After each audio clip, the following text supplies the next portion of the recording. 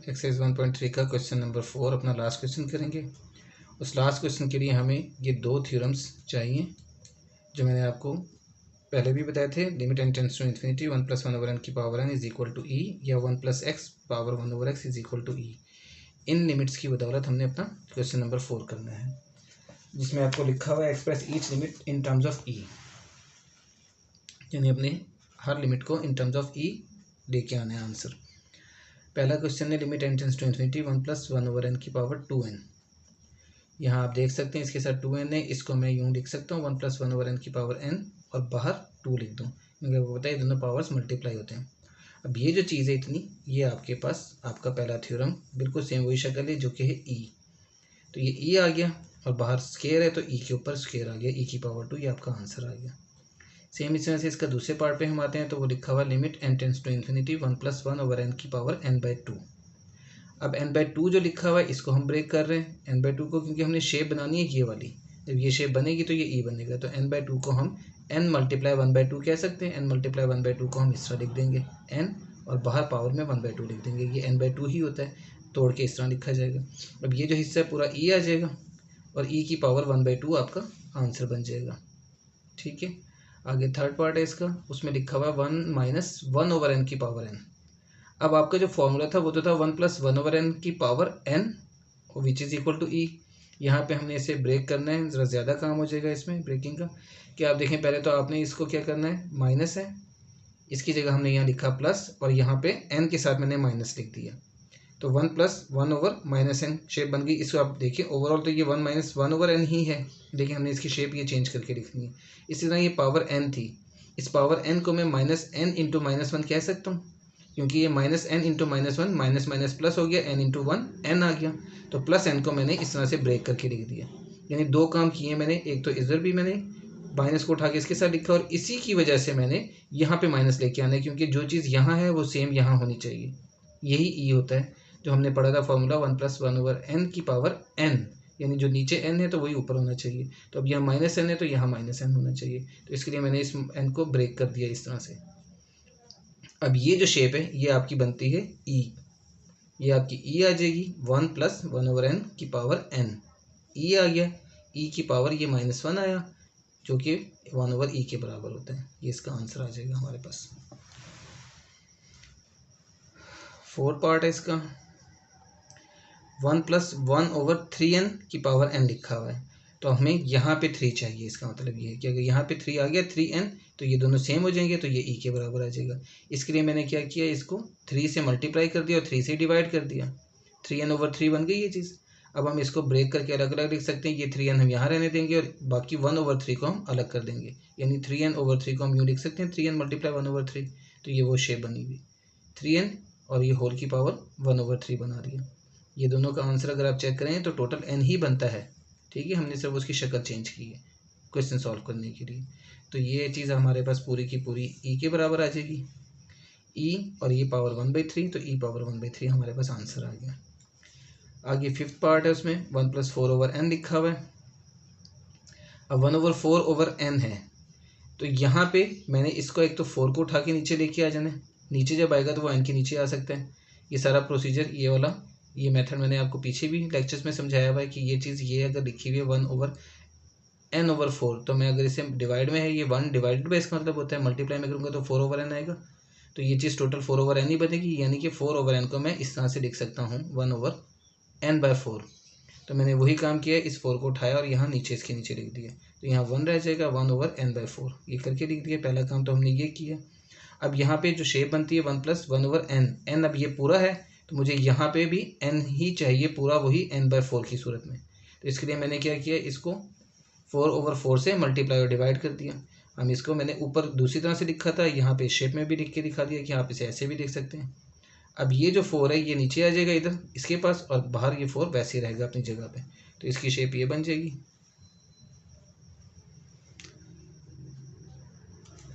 n/4 और ये power 4। अब आप इसको अगर ओवरऑल देखें तो ये कैंसिल होकर n ही बनता है। हमें जो कि शक्ल ये चाहिए थी इसलिए मैंने इसकी ये शेप बना दी है। अब ये पूरा आपके पास e आ जाएगा और e की पावर 4 आपके पास आंसर आ गया। हमने हर क्वेश्चन इसी तरह से करने कि हमने बस इसकी शेप सेम करनी है। जब ये शेप सेम हो जाएगी तो वो हमारे पास ई बना देता है। 1 + 1/n की पावर n जो था वो एक जनरल फॉर्मूला था। उसका मतलब ये था कि हमने उसकी शेप सही करके लिखनी है, तो वो n के बराबर ही बनेगा जब दोनों की शेप सेम होगी। खैर, अब ये 6 पार्ट आ जाता है। इसमें लिखा हुआ है x टेंड्स टू 0 और 1 + 3x लिखा हुआ है। ये उसका डिडक्शन जो मैंने आपको नीचे बताया था, दूसरा फॉर्मूला उसका 1 + x की power 1/x which is equal to e. यहाँ पे अगर x है तो यहाँ 1/x होना चाहिए। अब क्या क्वेश्चन हमारा जो है वो ये है 1 + 3x की पावर 2/x, जबकि मुझे यहाँ 1/3x चाहिए। दो काम करने यहाँ पे मुझे, पहले तो मैंने 1 + 3x लिखा, ये 2/x था। वैसे ही इधर मैंने 3/3 से मल्टीप्लाई डिवाइड कर दिया, इससे क्वेश्चन में कोई फ़र्क नहीं पड़ा। अब मैं करूँगा ये कि इनको इंटरचेंज कर देता हूँ, 3 को मैं इधर कर देता हूँ, 2 को इधर कर देता हूँ। सॉरी, ये 1/3x मुझे यहाँ चाहिए। हाँ, मैं इसको इंटरचेंज नहीं करा बल्कि मल्टीप्लाई कर रहा हूँ। मल्टीप्लाई कर लें, इंटरचेंज करने कोई ऐसी बात नहीं है। 3 × 2 = 6 हो गया और ये 3x आ गया। इनको मैंने यूँ करके लिख दिया एक दफ़ा, आसानी के लिए इस तरह के शेप बना दिया। आप जैसे मर्जी बना सकते हैं उसको। खैर, 6/3x आ गया। अब 6 को मैं बाहर कर दूंगा तो ये 1/3x बन जाएगा। तो मैंने वही काम किया, 1/3x और ये 6 आ गया। इसको मैं ऐसे भी कर सकता था, देखिए ये 6 कर देता बाहर और ये 3 को मैं अंदर ले आता, तो 1 यहाँ पे अगर ये 2 इससे मल्टीप्लाई हो जाता तो यहाँ 1 रह जाता, और ये 3 से मल्टीप्लाई होता 3x हो जाता, तो 1/3x आ जाता और ये 6 बन जाता बाहर। उसको मैंने इस तरह से करके लिख दिया, उससे कोई फ़र्क नहीं पड़ता। आपको जैसे आसानी हो वैसे आप कर सकते हैं। अब ये जो चीज़ है पूरी, ये आ गया 1 + x और ये पावर 1/x, तो ये पूरा e आ गया आपका, और ये e की पावर 6 आपका आंसर आ गया। ठीक है, इसी तरह से हम 7 पार्ट के अंदर आ जाते हैं। 7 पार्ट में आपको दिया हुआ 1 + 2x² और पावर दी हुई है 1/x²। हमने यही चेक करना है, यहाँ जो चीज़ दी हुई है मुझे वो चीज़ ऊपर चाहिए रेसिप्रोकल की सूरत में। अब मुझे 2x² चाहिए यहाँ पे 1/2x², तो मैंने इसको 2/2 से मल्टीप्लाई और डिवाइड कर दिया। 2 से मल्टीप्लाई 2 से डिवाइड हुआ, तो अब देखें ये जो चीज़ है ये से मल्टीप्लाई हो गया, 2 × 1 = 2 आ गया। तो इसको मैं यूँ करके लिख सकता हूँ 1/2x², और ये वाला 2 मैंने ऐसे रहने दिया। पीछे मैं ब्रैकेट डाल के लिख रहा था, यहाँ मैंने मल्टीप्लाई की सूरत लिख दी है। सिर्फ आपको समझाने के लिए मुख्तलिफ तरीक़ों से लिख रहा हूँ, आप जैसे मर्जी लिखें। आप ब्रैकेट डाल के भी लिख सकते हैं और ऐसे भी लिख सकते हैं। खैर, ये अब आपके पास देखें फिर वो शेप आ गई 1 + x की पावर 1/x। यही हमारा मेजर काम है कि हमने इन दोनों को सेम करना है। बस इसके लिए हमें जो पॉसिबिलिटीज़ होगी वो हम उसे सॉल्व करके निकाल लेंगे आंसर। अब ये आपके पास ई आ जाएगा। देखिए, लिमिट x टेंड्स टू 0 लिखा, 1 + 2x² की पावर 1/2x², और वो जो मल्टीप्लाई बाय 2 लिखा था उसे मैंने बाहर करके ब्रैकेट में लिख दिया ये। अब ये पूरा ई आ गया और e² आपका आंसर आ गया। आगे इसका 8 पार्ट है। Limit h tends to 0 1 - 2h की पावर 1/h। अब यहाँ पे दो चीज़ों में प्रॉब्लम आ रहा है। एक आ रहा है माइनस का साइन, तो वो हम ऐसे करेंगे कि यहाँ प्लस लिख देंगे और माइनस अंदर कर देंगे, यूँ इस तरह से ब्रैकेट कर दी। अब ये 1 + x बन गई शेप, तो मुझे 1/x चाहिए, यानी कि 1/2h चाहिए ऊपर माइनस में। ठीक है ना, जो चीज़ यहाँ होती है मुझे वो भी चीज़ यहीं चाहिए। तो मैंने इसको क्या करना है, -2 से मल्टीप्लाई और -2 से डिवाइड कर दिया। इससे भी सवाल में कोई फ़र्क नहीं पड़ता, दोनों सेम नंबर्स हैं। ठीक है, अब इसका फ़ायदा ये होगा कि आप इस -2 को इससे मल्टीप्लाई कर देना, यूँ करके लिख देंगे हम इसे। -2 को इससे मल्टीप्लाई कर दिया, ये 1/-2h बन गया, और ये वाला -2 एज इट इज़ हमने बाहर लिख दिया। चाहे मल्टीप्लाई की सूरत में लिख दें, वरना ब्रैकेट डाल के हम लिख देंगे जो ज़्यादा बेहतर है। तो हमने ब्रैकेट डाल के -2 लिख दिया। अब भी देखिए आपकी क्वेश्चन की शेप वही है जो थी पहले, सिर्फ शक्ल चेंज हुई है। आंसर इसका टोटल वही बनेगा। जैसे ये और ये कैंसिल हो जाए तो 1/h ही आता है, वही 1/h पावर थी आपकी, वही 1/h क्वेश्चन के अंदर पावर थी। तो चीज़ वही है, लेकिन हमने शक्ल चेंज कर दी, सिर्फ मोल्ड कर दिया उसे। तो ये हमारे पास ई आ गया, और ई की पावर -2, ये हमारे पास आंसर आ गया, ई की power -2 which is equal to 1/e²। आगे इसका 9th क्वेश्चन है। 9th क्वेश्चन भी इंपॉर्टेंट क्वेश्चन में है, थोड़ा सा ये हटकर है।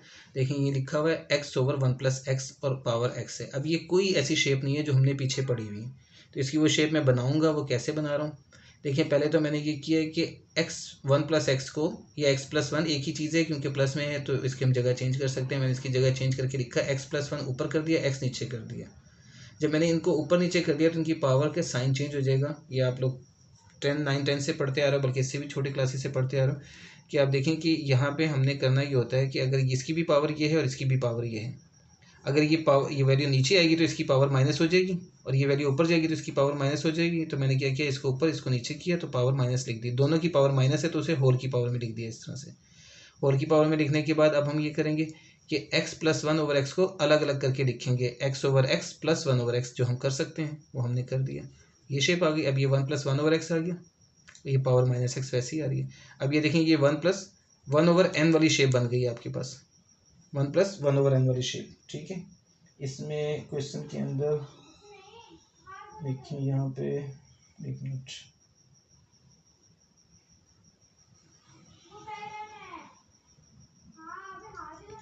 वन प्लस 1/x की पावर माइनस एक्स आ गया।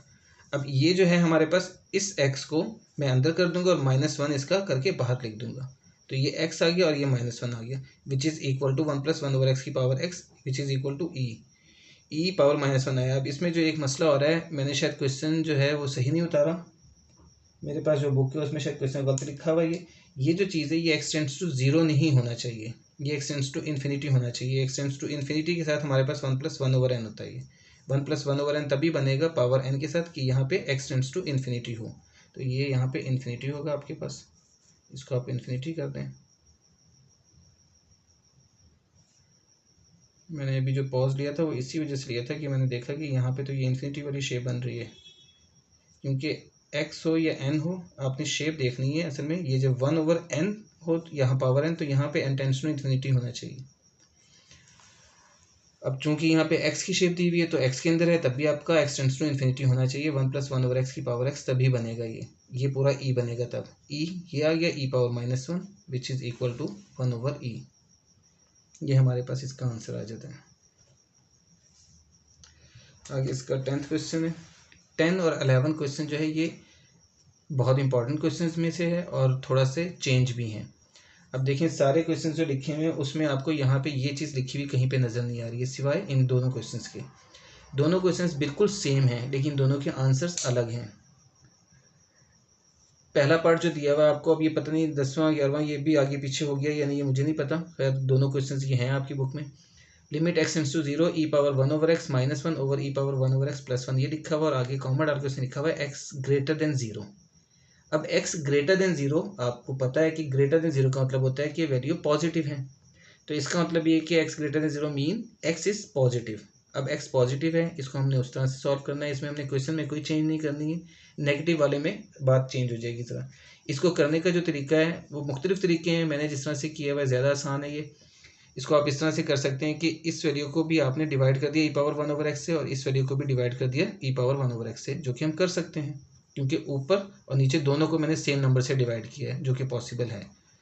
उसके बाद में हमने करना ये है कि ये ओवर ये अलग माइनस ये ओवर ये अलग का, तो ये ओवर ये जब करेंगे तो 1 आ जाएगा उसका आंसर, जो कि मैंने लिख दिया 1 डायरेक्टली, माइनस 1 ओवर ये लिख दिया मैंने इसी तरह से। सेम इसी तरह से नीचे वाले स्टेप में भी यही काम किया हमने कि ये ओवर ये किया 1 आ गया प्लस 1 ओवर ये आ गया, ये लिख दिया। इसके बाद में हमने लिमिट अप्लाई करनी है इसमें, क्योंकि ये वो वाली शेप नहीं बनती यहाँ पे 1 प्लस एक्स पावर वाली 1/x या 1 प्लस 1/n की पावर n वाली, वो शेप कोई नहीं बनती है, तो यहाँ हमने डायरेक्ट लिमिट अप्लाई करनी है। अब जब मैं लिमिट अप्लाई कर रहा हूँ तो इधर थोड़ी सी बात समझनी है हमने। लेकिन लिमिट अप्लाई की मैंने जब ऊपर वाली वैल्यू में, तो यहाँ पे 1 माइनस 1/e की पावर 1/0 आ जाएगा, 1/e की पावर 1/0, क्योंकि x की जगह 0 पुट करना है मैंने। जब 0 पुट किया, सेम इसी तरह से मैंने यहाँ भी वही काम किया, 0 पुट कर दिया x की जगह, तो ये शेप आ गई हमारे पास। अब 1/e की पावर 1/0, 1/0 चूँकि इन्फिनिटी के बराबर होता है, ये हमने पढ़ा हुआ है 1/0 इन्फिनिटी होता है, तो ये 1/e की पावर इन्फिनिटी बन जाएगा, 1 माइनस 1/e की पावर इन्फिनिटी, और नीचे वाली वैल्यू बन जाएगी 1 प्लस 1/e की पावर इन्फिनिटी। ये दोनों चीज़ें बन गई हमारे पास। अब e की पावर इन्फिनिटी जो होता है वो इन्फिनिटी के बराबर ही होता है। देखें आप, जैसे आप 2 की पावर 2 4 होता है, 2 की पावर 3 2 की पावर 4, इस तरह से 2 की पावर 1000 2 की पावर जो मर्जी करते जाएं आप, आगे जाके एंड आपका 2 की पावर इन्फिनिटी का जो आंसर होगा वो इन्फिनिटी के अंदर ही आएगा। इसी तरह से e की पावर इन्फिनिटी का मतलब भी ये कि उसका आंसर इन्फिनिटी ही बनेगा, क्योंकि जब पावर होती है वो बढ़ाती है वैल्यू को, बढ़ते बढ़ते आप इन्फिनिटी तक पहुँचते हैं तो इन्फिनिटी का आंसर भी इन्फिनिटी के अंदर आएगा, यानी e पावर इन्फिनिटी के बराबर। तो हमने यही काम करना है। यहाँ पे हमने e पावर इन्फिनिटी की जगह लिख दिया इन्फिनिटी, यानी e पावर इन्फिनिटी का आंसर ये आ गया 1/इन्फिनिटी, यानी ये इन्फिनिटी आ गया। इसी तरह से 1/e की पावर यहाँ भी इन्फिनिटी का आंसर इन्फिनिटी आ गया। अब ये भी हमें पता है कि जैसे 1/0 इन्फिनिटी के बराबर होता है, 1/∞ 0 के बराबर होता है। तो अब यहाँ पे 1/∞ का आंसर 0 आ गया और इधर भी 1/∞ का आंसर 0 आ गया। तो ये 1 - 0 ओवर 1 + 0 आया, यानी 1/1 विच इज़ इक्वल टू 1। तो ये आपका आंसर 1 आ गया। नेक्स्ट पार्ट इसका जो है वो भी सेम यही वैल्यू लिखी हुई है, सेम वही वैल्यू है, लेकिन लिखा हुआ यहाँ पे x लेस देन 0। इससे हमने कॉन्सेंट्रेट करना है, सिर्फ x less than 0। x less than 0 का मतलब ये होता है कि x इज़ नेगेटिव। x जब नेगेटिव होगा तो इसका मतलब ये कि x की वैल्यू माइनस में है। हमने इसको x लेस देन 0 उसने यहाँ लिखा हुआ है, हमने इसका मतलब लेके यहाँ पे उस चीज़ को लिख देना है कि e⁻1/-x है ये, क्योंकि x की वैल्यू तमाम वैल्यूज़ यहाँ लेस देन 0 का मतलब है कि x की जो भी वैल्यूज़ आनी है वो माइनस में है, उसके हिसाब से हमने इसको सॉल्व करना है। तो इसलिए हमें यहाँ पे पुट कर देना है x is equal to -x। बस ये एक स्टेप है जिसे हमने समझना है कि x लेस देन 0 मीन के x नेगेटिव है। तो यहाँ पे ये चीज़ जो है लिखी हुई पूरी की पूरी ये चीज़ बन जाएगी e⁻1/-x। सेम यहाँ पे भी e⁻1/-x आ जाएगा। बाकी ये -1 + 1 वैसे लिख दिया। अब ये आपको पता है कि जब पावर माइनस में हो किसी चीज़ की तो उसे हम पलटा के लिख सकते हैं। ये मैंने स्टेप शायद दोबारा कर दिया है, हाँ ये दोबारा कर दिया। असल में स्टेप आपका ये आएगा कि हमने e⁻−1/x को, यानी e⁻−1/x को 1/e⁻1/x लिख दिया। ये चीज़ e⁻−1/x को इस तरह से लिखना, और ये भी ये चीज़ आ गई, दोनों ये सेम आ गया स्टेप, ठीक है। उसके बाद में हमने लिमिट अप्लाई कर दी इसके अंदर। अब हम लिमिट अप्लाई कर रहे हैं तो आप देखें यहाँ पे 1/e⁻1/x जो लिखा हुआ था, x की जगह 0 आ गया। जब x की जगह 0 आया तो 1/e⁻1/0 बन गया। ये भी स्टेप यही था, 1/e⁻1/0 बन गया। ये 1/e⁻∞ बन गया, तो 1/e⁻∞ हमने लिख दिया, और नीचे भी 1/e⁻∞ बन गया, वो हमने 1/e⁻∞ लिख दिया। बाकी सारी वैल्यूज वैसे सेम लिख दें। अब 1/∞ का मतलब आ गया इन्फिनिटी, जो मैंने आपको भी बताया कि e⁻∞ है तो वो इन्फिनिटी के बराबर आ गया आंसर। ये दोनों चीज़ें 1/∞ बन गया, जो कि 0 के बराबर होता है। तो ये चीज़ 0 आ गई, -1 और 0 + 1, तो 0 - 1 0 + 1, इसका आंसर आ गया -1/1 विच इज़ इक्वल टू -1। अब देख लें दोनों आंसर में चेंज आया हुआ, वो आंसर 1 के बराबर है, ये आंसर -1 के बराबर है, और जो उसने कंडीशन दी हुई थी उसके हिसाब से हमने इसको करना है। तो ये आपकी एक्सरसाइज भी ख़त्म हो गई है, अल्हम्दुलिल्लाह, ठीक है। वो बच्चों, आपको लेक्चर पसंद आया तो आप इसे ज़रूर शेयर करें, लाइक करें और सब्सक्राइब भी कीजिएगा। और एक छोटी सी बात भी आपसे गुजारिश कर दूं कि इंशाल्लाह ईद के बाद जो है ना, मैं 9th 10th वो भी शुरू करने लगा हूं।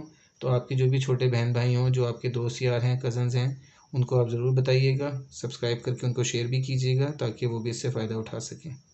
Thank you so much. Allah हाफ़िज़।